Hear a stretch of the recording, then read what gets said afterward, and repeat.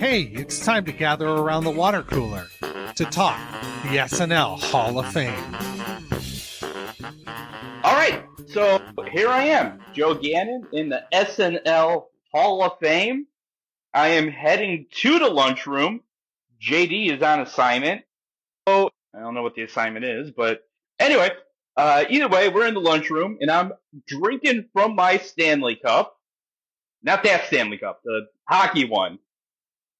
And I'm joined with my partner, Shari. Hi, Joe. How you doing? I've got my water bottle, and I'm glugging away. Yes, and we have a great one, great episode. This is the musical guest episode, and that musical guest is Aerosmith, one of the greatest bands of all time. They have been on the show 3 times, and Shari, can you give us the recap? I sure can. It was a great episode. It was the fabulous Bill Kenny, chief conversationalist, with, what's this? Not one, but 2 chief conversationalists. That's right, Thomas Sino was back in the Hall of Fame. Worlds were colliding. It was fantastic. And these 2 super knowledgeable gentlemen took us through a journey with Aerosmith from their very first moments until their very last on SNL. They got us through all 4 episodes. They talked about the famous sketch, which we'll go into in detail, and how they even said live from New York in the cold open. They went through all their song performances and so much more. It was a fantastic episode. Definitely one to watch. Don't you agree, Joe? Oh, absolutely, absolutely. I mean, each of these episodes that Aerosmith was in, this is how you know that they're a great SNL band. Not the SNL band that plays in the intro, but a great band, a great musical guest, I guess, phrase. Because not only, like you said it already, we'll get into it, but, you know, they said live from New York, but what I'm getting in at is all 3 people that hosted when they were the musical guest. Those are great episodes. It's like the host is great. Well, I'll just say it right now. The hosts were Tom Hanks, Mike Myers, and Jeff Goldblum. Great hosts. So it's like the host part is amazing because and then, you know, the musical guest is also amazing. So it's like, if you could get your hands on those episodes, the Tom Hanks, Jeff Goldblum, Mike Myers ones, from head to toe, just solid. I mean, and that's rare for Saturday Night Live. And I'm sure even those episodes have weak points, but even those weak points will probably be better than most strong points in, you know, the other years. So, I'm just saying that, like, Aerosmith held their end of the bargain, you know, carried their part of the show. They, as they said in the other podcast, they didn't always do the hits. So they even went on a limb and did, like, whatever you want to call them, B-sides or deep tracks or whatever you want to call them. But even still, they still rocked. And I always have a soft spot for when the musical guest is in sketches. So, all right, yeah. So tell me what you think, Shari. Oh, I think Aerosmith is terrific, and I think they're very unique. I couldn't think of anybody currently in the Hall of Fame that compares to them, Joe, but we've talked time and again about how there aren't a lot of musical guests in the Hall of Fame. I think there's only Paul Simon. And he really, I can't think of any way to compare the 2 of them except that they're both musical artists. I think Aerosmith is heads and shoulders above Paul Simon, but Paul Simon has had this consistent all the way up to the anniversary special, which we'll talk about on another day, this consistency that Aerosmith hasn't had. So can you think of it? There's not another musical act in the Hall of Fame currently that compares to them, is there? I don't really think so. And by the way, yeah, Steven Tyler is head and shoulders above Paul Simon. I mean, physically, but but no. To me, Paul Simon is the musical representative for Saturday Night Live. And I was trying to, when I was doing my notes, I was like trying to think: has there been a band that's been there since the '70s? Maybe the Rolling Stones. But if not Paul Simon, if not the Rolling Stones or Mick Jagger, then maybe, I mean, but definitely Aerosmith. I mean, just their sound sounds like every era that Saturday Night Live has been a part of. And as far as anyone similar that's already in the hall, now you said no real musical guests, so I just kind of chose like Tom Hanks or maybe Christopher Walken because they kind of, or like Alec, maybe not Alec Baldwin, but like just I was thinking in terms of someone that joined, like became a part of the Saturday Night family, kind of a third of the way or halfway through, kind of in the late '80s, and they popped up time and time again, and stuff like that. Like so, maybe more Walken because Walken kind of stopped showing up around 2000 or so. Just in terms of whoever's in the hall, I was thinking like, yeah, someone that joined or became a part of the family late in the game. Not there from the beginning, not there in the early '80s, but kind of late in the game, and then popped up time and time again. Just because they're so awesome, and that's why I thought Christopher Walken or Tom Hanks. But again, it's not really. But that's because there's not any other musical guests in it. So maybe there could be the Paul Simon wing, and they can hang in there with Mick Jagger and Aerosmith. Yeah, that's excellent thinking. I wasn't even thinking about other hosts, but that was a good way of going at it because Tom Hanks and Walken are such a fabric of the show, but Walken's a little more like Aerosmith, like you said, because Tom Hanks again is like Paul Simon. He's been with the show. He was in the anniversary special, which we'll talk about, like I said, a later time. Mm-hmm. So that was so. I think Walken was an excellent choice. Now I'm going to continue on that trajectory and talk about those on the ballot that compare. Joe, we've talked so much about this. I don't think there's many musical guests even on the ballot. They don't make that 10%. So they keep falling off. So I couldn't quite remember who was still on, but I know ones that have fallen off. Taylor Swift, I think Aerosmith is similar to.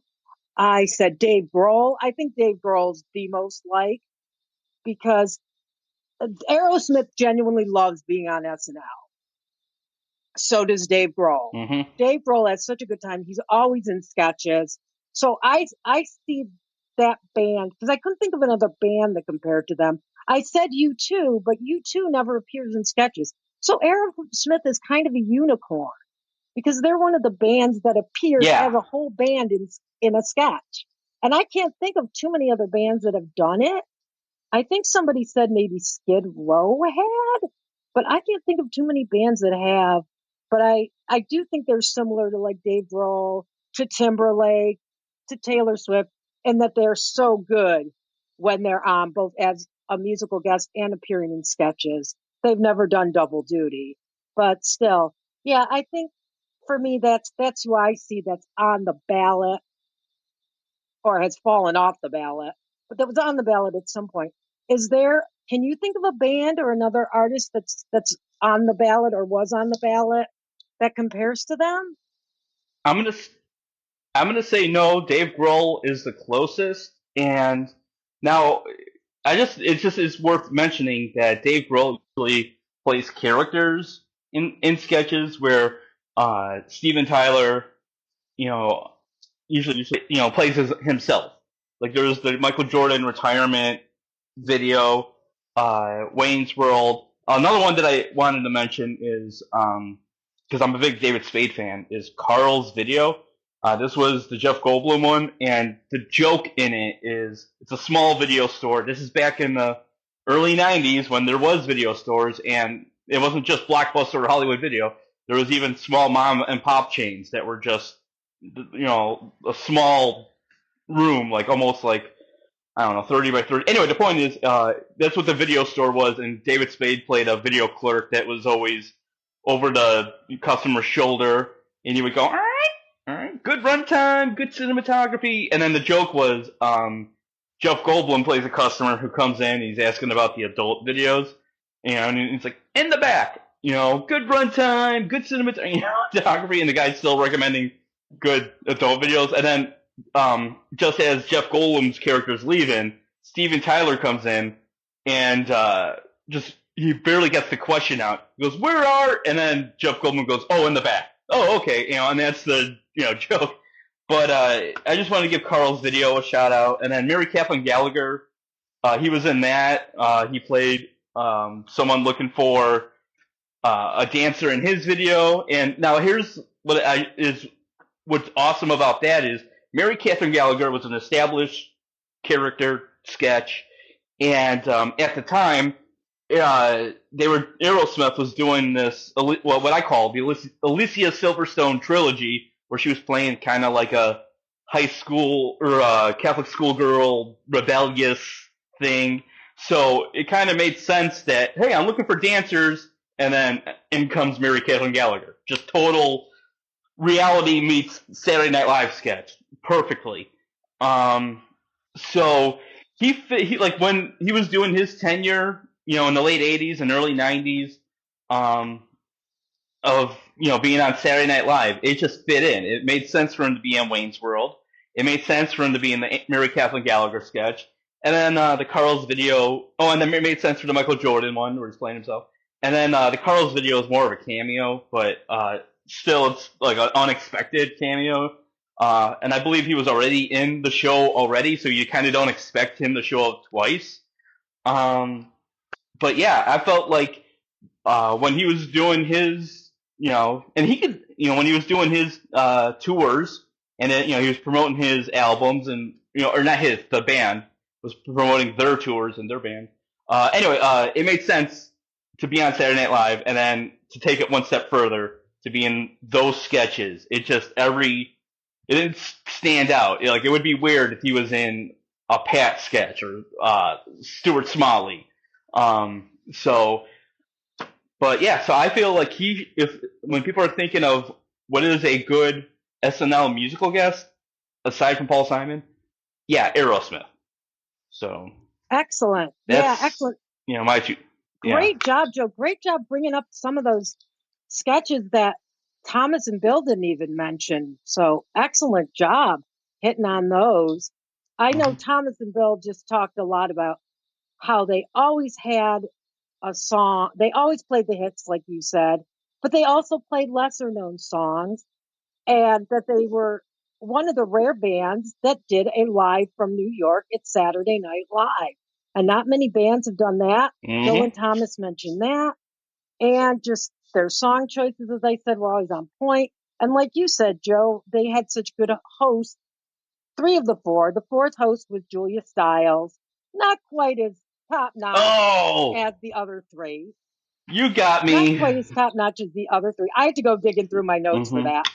But yeah, they were a lot of fun. Of course, we have to talk before we end with the final plea from Thomas and our responses to it. We have to talk about their iconic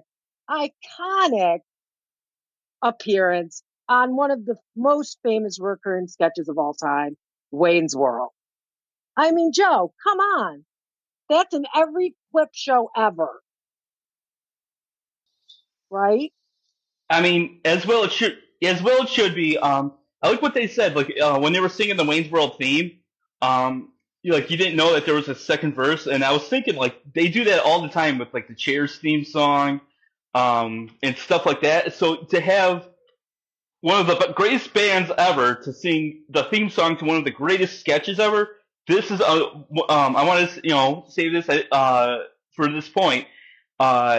Because they were even mentioning, this is another great point that they made, was does it break the grounded reality of Wayne's World? Now, and then they even said it would be kind of weird or missed opportunity if they didn't do this. I kind of feel like it makes the Wayne's World, the fictional show and all that stuff, all that much cooler that they got their winning lottery ticket and finally got to interview Aerosmith. And then, and obviously Aerosmith had to sing. It would be, please don't make me sing. Anyway, Kristen Wiig. But and then I also like the added detail of Dana Carvey playing drums. I mean, that is just interweaving Wayne's World into Aerosmith. Aerosmith means and it's just And yeah, so this is where the musical guest. I mean, there's nothing wrong with the musical guest showing up and just being the musical guest.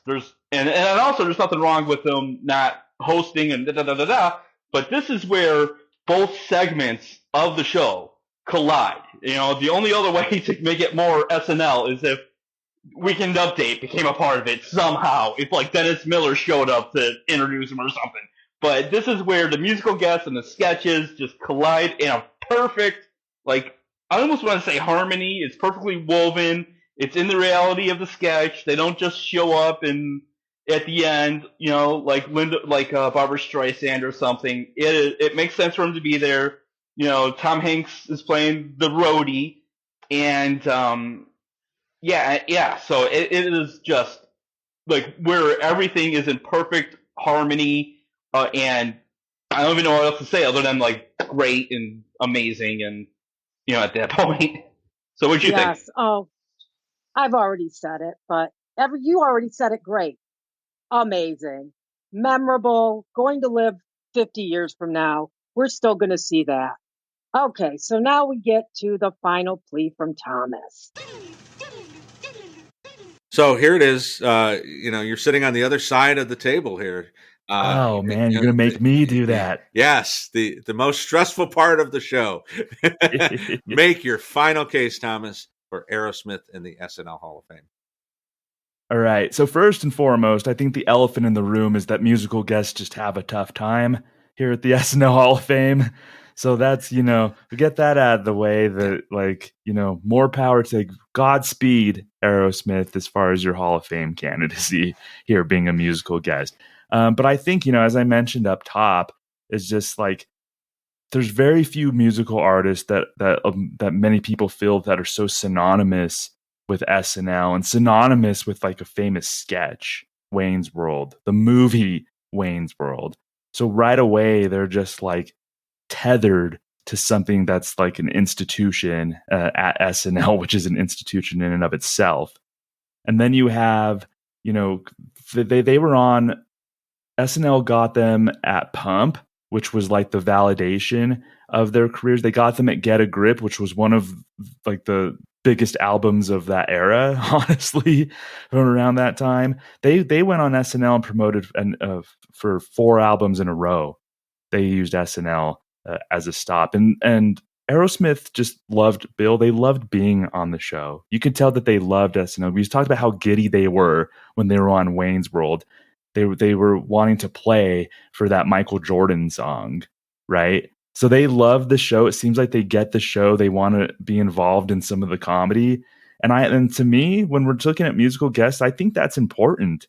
Like that's like some of the X factors there is beyond the music. How are you associated with the show? And Aerosmith's associated with the show beyond the music. And by the way, the songs rocked, the music rocked. They gave us what we wanted. They did old songs. They did new songs.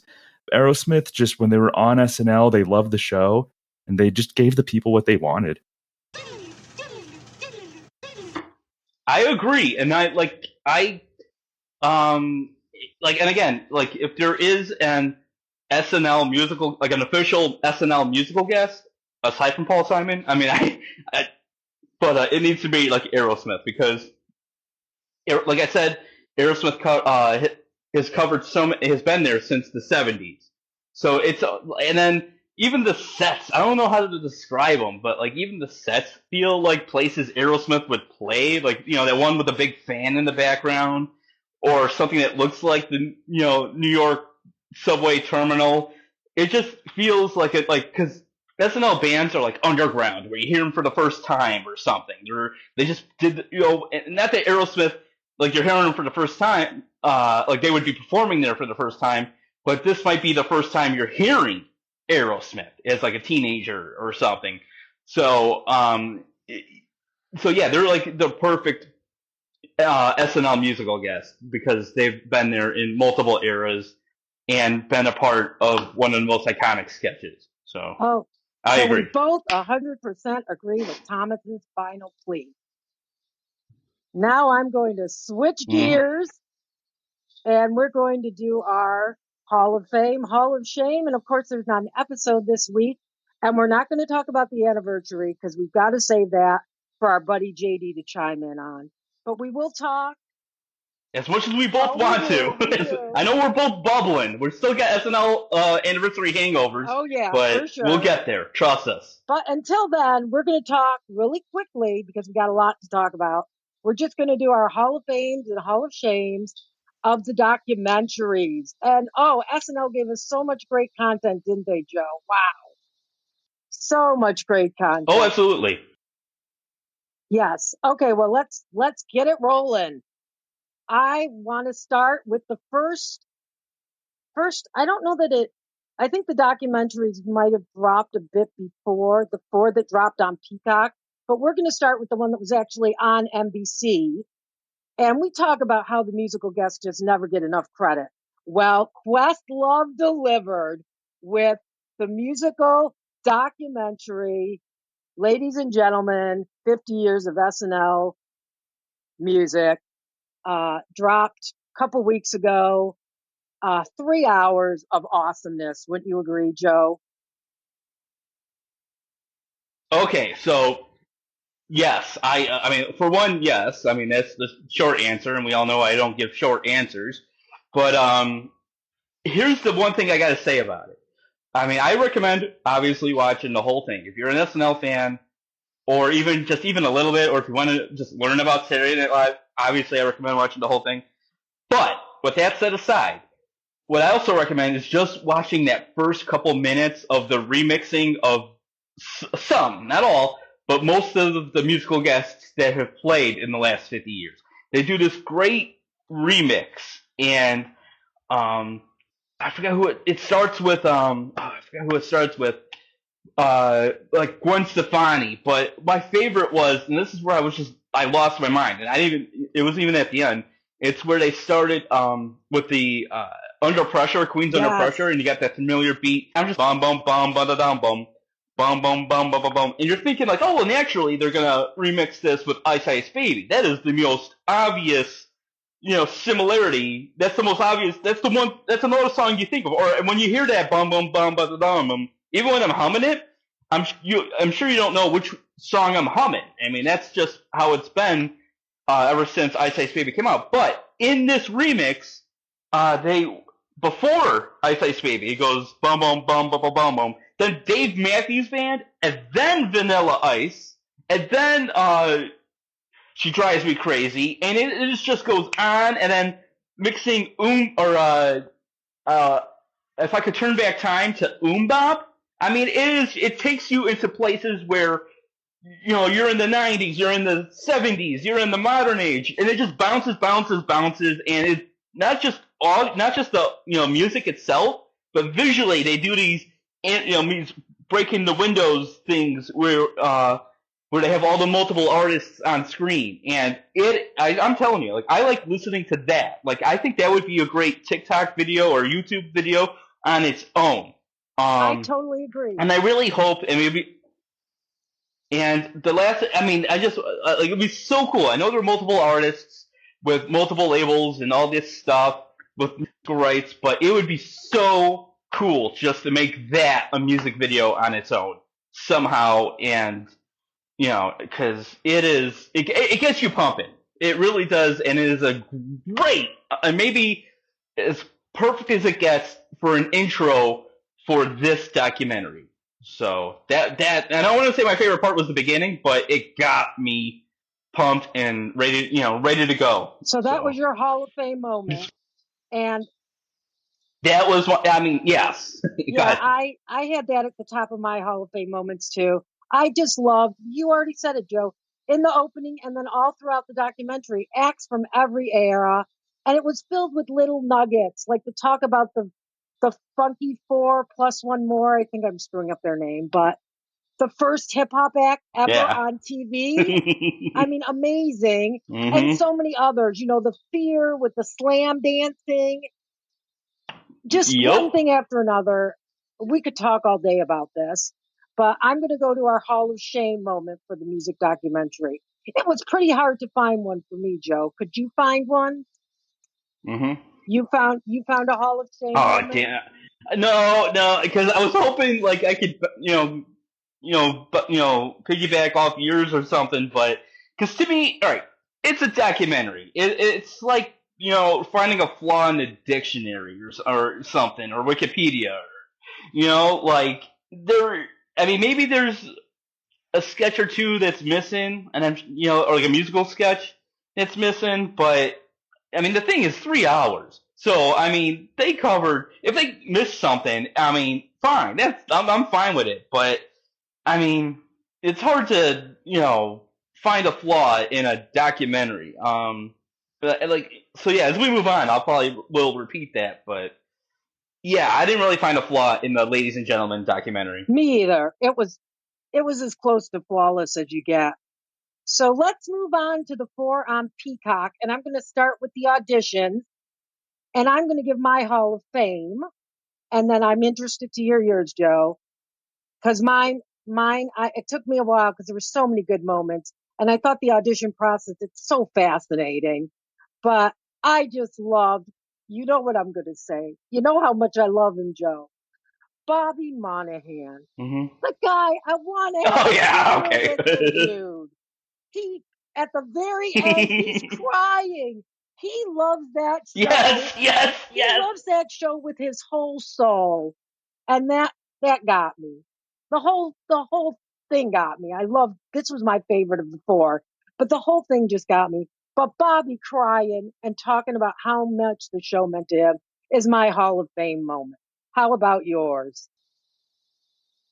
I mean, okay. I didn't know we were going to do pros and cons for each documentary, but for the auditions, seeing Bobby Moynihan break down and here's the thing: is I've been seeing. I don't want to say I've been watching them, but like I've seen those auditions on the SNL DVDs, like back when they started releasing them, like in early 2000s. So I would say that my pro is seeing the reactions to the documentaries. You know what I'm saying? Like, because I've, like they did it, like they did the audition, and then I've seen the audition. Now I'm seeing the reaction to the, to the audition.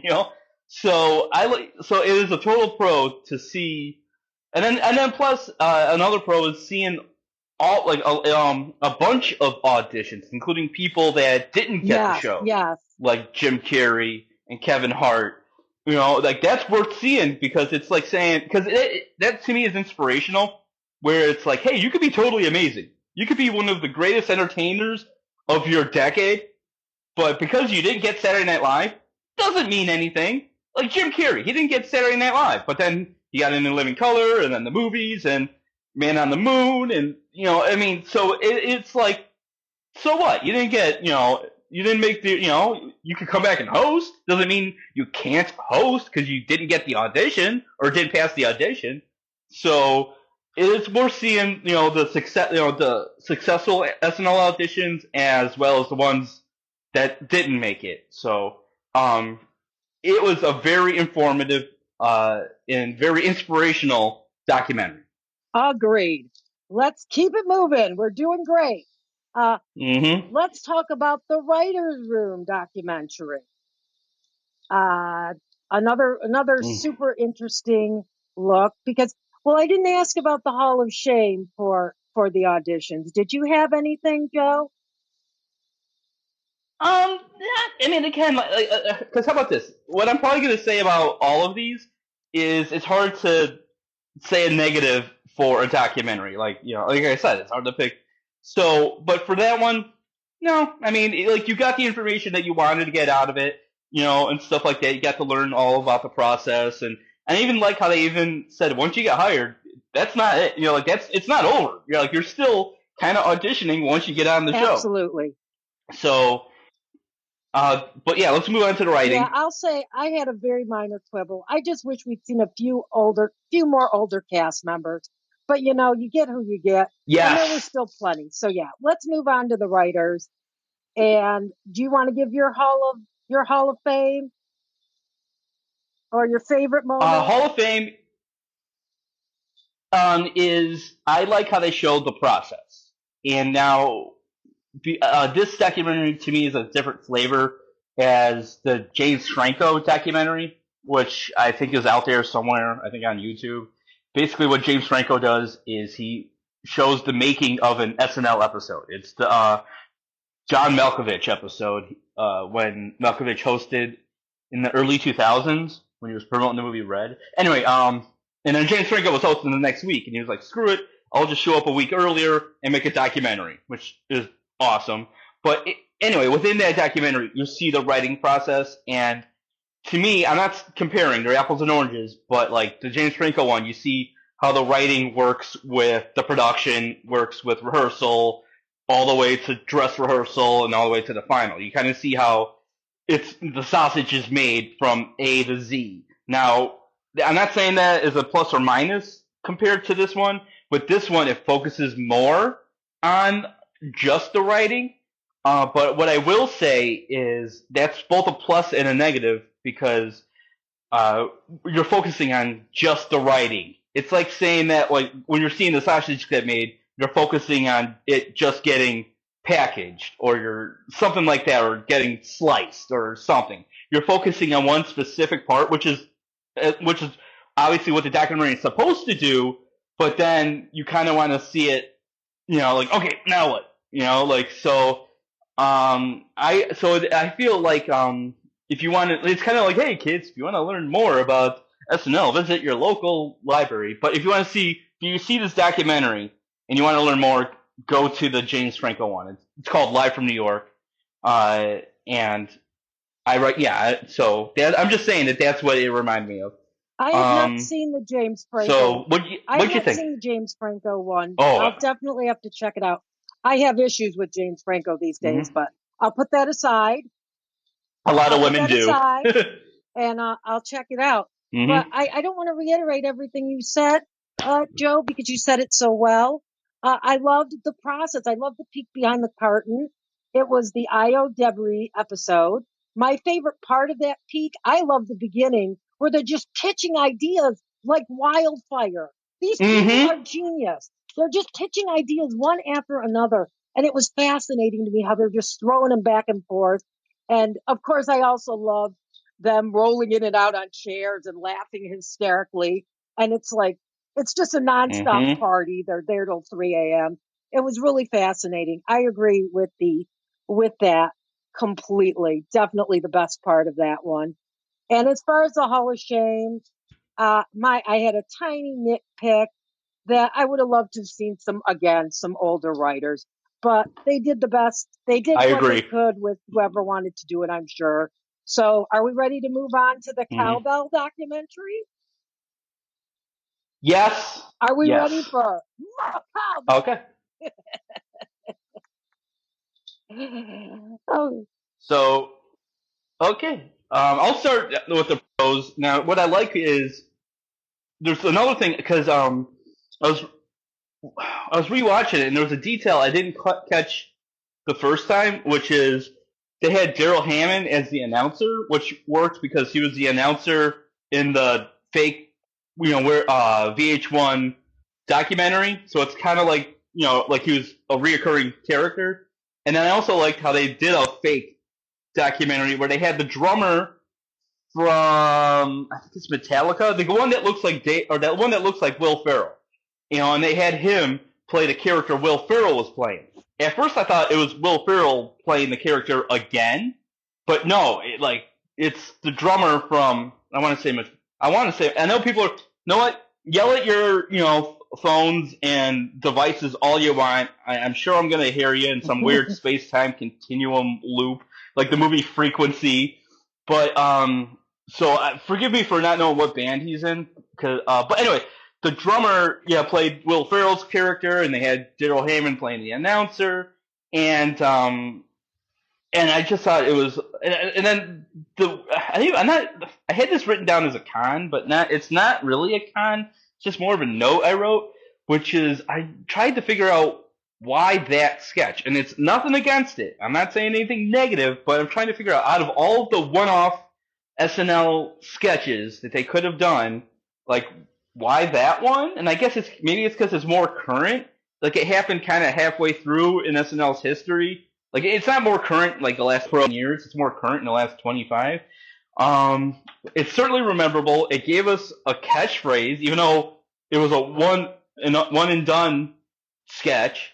But yeah, I thought it was a fun, and even if you are like out of these four, if you don't want to watch all four, I feel like this is the one you should watch. You don't necessarily have to watch it first. I kind of recommend watching auditions, writing, because you're kind of seeing like the process of A to Z. But if you only are to watch one out of the four, I recommend this one. It's just fun how they get into it, how they interview not even just people at SNL, they interview Blue Oyster Cult, and even like Blue Oyster Cult's managers. Like they get in there deep, elbow deep, to talk about the song itself. So and then it starts a con. It's not even a con. It's just like why this one? What makes But I don't know. What do you think, Shari? Yeah, that's a good point, Joe. I had that same thought, but I really think it's because of how the casual fan even knows cowbell. It's one of those sketches that everybody knows across the board. And I know there's a few of those, but it sort of stands on its own in that way. And yes, everything you said, absolutely true. I feel the same way. My Hall of Fame moments, I had a few of them, but I think, because you already talked about Will Ferrell and how it was great hearing from him, and he talked about it with such love. I like the variety also, besides Will's love and just the things he remembered. I really enjoyed hearing from him. But the variety of people that they interviewed, I love that they had members of Blue Oyster Cult. I love that they had the freaking cowbell manufacturers who manufactured the cowbell. Yeah. I mean, those little details were beautiful. And let's just breeze on by the shame. I had just a minor quibble. I wish Walken had been on, but that's not their fault. But when you find out why he's not, then it's almost like kind of funny. Like when you find out that he doesn't want to because he's trying to distance himself from the sketch. He's like, yeah, I did it, and then let's move on. And then they show a clip from Conan O'Brien's podcast, so they kind of got an interview out of him, one way or another. But it's, but I think, because I was watching it, I'm like, why isn't he? They got literally everyone in the universe except him. And then when you find out it's because he's kind of done with it, I'm like, I laughed. I actually thought it was kind of funny. Like, oh, okay, that makes sense. Yeah, I agree. I get why he wasn't on. He's this very serious actor who's done these amazing movies, who's gotten all kinds of accolades and awards and on and on. And what do people scream at him on the street? More cowbell. So I get it. I get it. Yeah. But still, it would have been awfully cool to get like 2 minutes from him about it. All right. Yeah. Understandable. Let's move on to the final documentary and then wrap this baby up. The Weird Year. The Weird Year. Season 11. Yep. Season 11. A strange season that I watched live, I'm sure, but I don't really remember a lot of because I was pretty young. What did you think for your Hall of Fame? What was your favorite Hall of Fame moment from this interesting documentary? I liked that they bookended it or told it through this prism, whatever you want to say, as like a Twilight Zone type episode. It wasn't just like a straight or documentary. And then it was kind of weird having Kevin Nealon host it. Nothing against him, but he just wasn't a part of that year. So it's kind of weird, and he was great. Don't get me wrong. It was just an odd choice. And then, to tell it in this black and white, weird, serious tone. And, but it's another story worth telling. Now, to me, I brought this up multiple times on the podcast. Another Weird Year is season 95, the 20th year.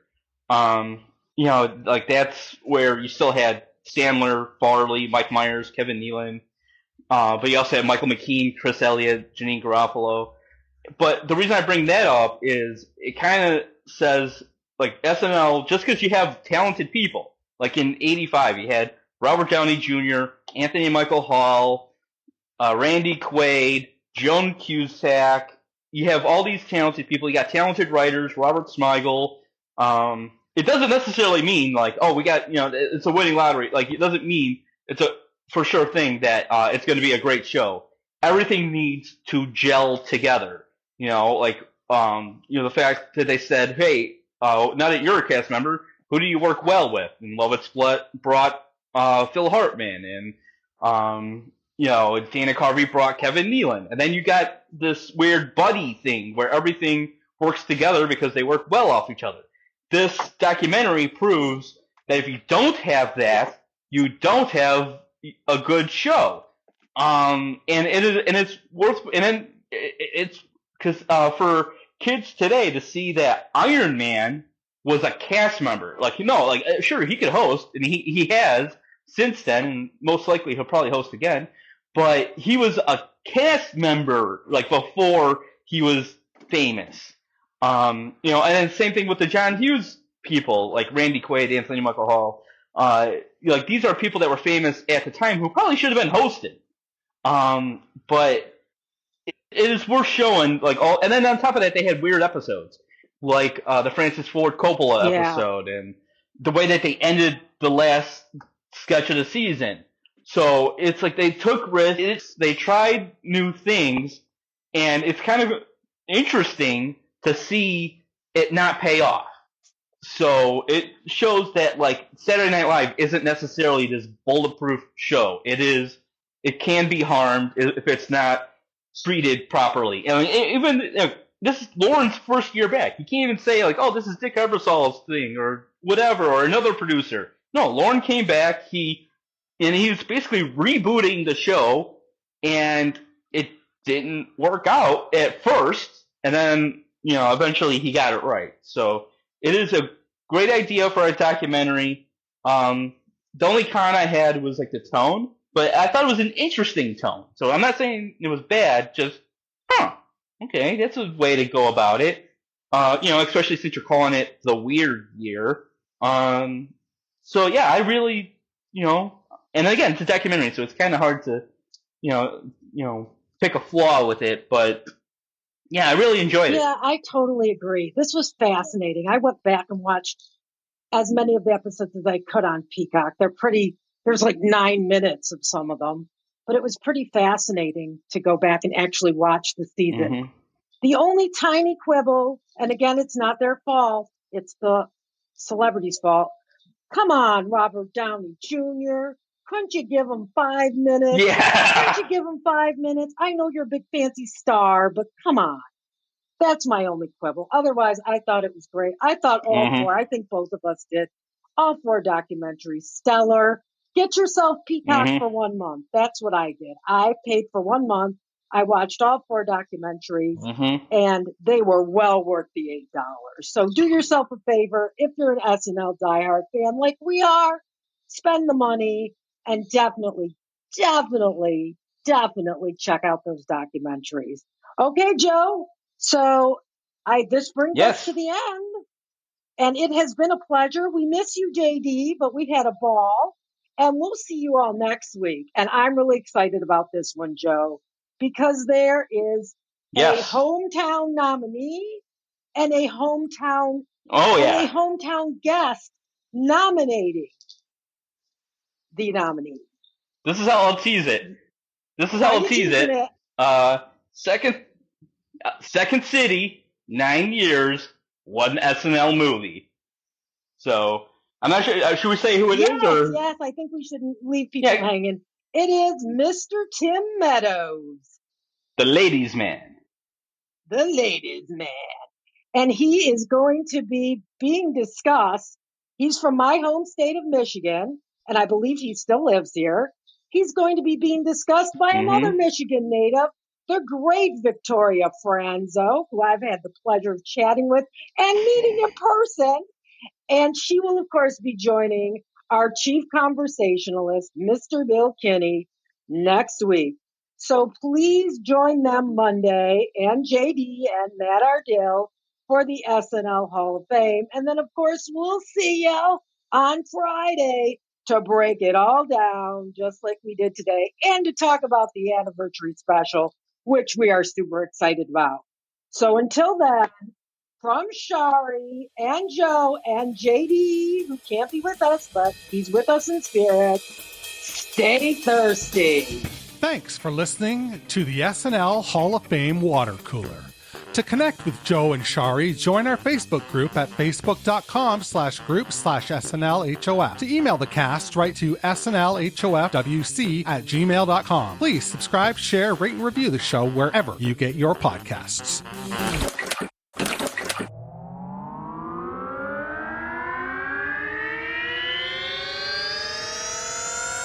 To podcasts and such. Ladies and gentlemen, we are now boarding Group A. Please have your boarding passes ready to scan. If your phone is cracked, old, or was chewed up by your Chihuahua travel companion, please refrain from holding up the line. Instead, go to Verizon and trade in any phone in any condition from one of their top brands for the new Samsung Galaxy S25 Plus with Galaxy AI, and a watch and tab on any plan. Only on Verizon. With new line on My Plan. Service plan required for watch and tab. Additional terms apply. See Verizon.com for details.